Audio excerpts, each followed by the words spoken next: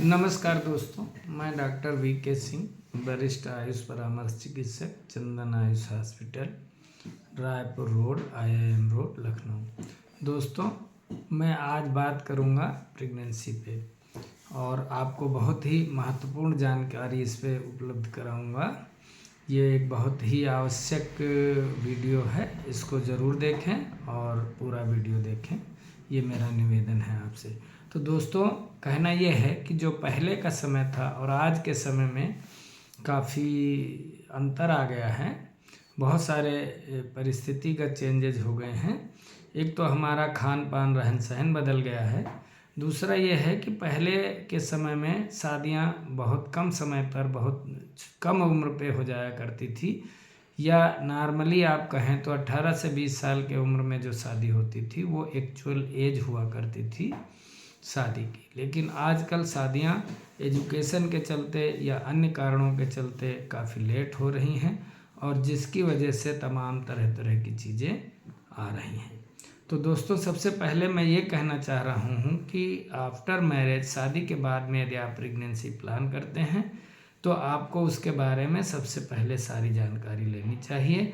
वो आप स्वयं भी ले सकते हैं और किसी चिकित्सक से एक बार राय जरूर लेनी चाहिए। उसके दो कारण हैं। एक तो कारण ये है कि आजकल बहुत सारी बीमारियां हो गई हैं लोगों में, और उसमें खास करके एक तो प्रेगनेंसी होती ही बहुत देर में है। PCOD है, मेटाबॉलिक सिंड्रोम है, डायबिटीज़ है, ये फैमिली हिस्ट्री में भी लोगों के हैं और बहुत कॉमन हो गई हैं। तो इसलिए एक तो इन सब चीज़ों में जो समस्याएं होती हैं उससे आप उसका निराकरण कर सकते हैं। साथ ही इन बीमारियों के चलते बहुत सारी दिक्कतें प्रेगनेंसी में होती हैं। उन दिक्कतों से बचने के लिए ये बहुत ही आवश्यक है कि आप अपने चिकित्सक से प्रेगनेंसी प्लान करें, उससे पहले ही राय लें।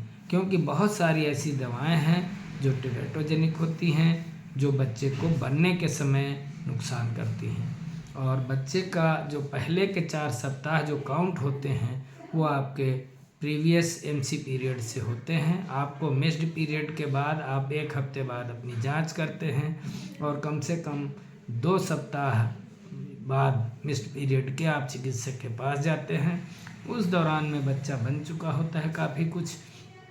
और इस तरीके की जो दिक्कतें हैं, टेरेटोजेनिसिटी है, जैसे कि न्यूरल ट्यूब डिफेक्ट एक बहुत कॉमन चीज़ है, जिसमें किसी दवा का रोल नहीं है, किसी दवा की वजह से नहीं है, बल्कि ये विटामिन की डिफिशियंसी का डिसऑर्डर भी है, या कई अन्य दवाएं हैं जो इस विटामिन की डिफिशियंसी करती हैं, और इसकी वजह से न्यूरल ट्यूब डिफेक्ट होता है।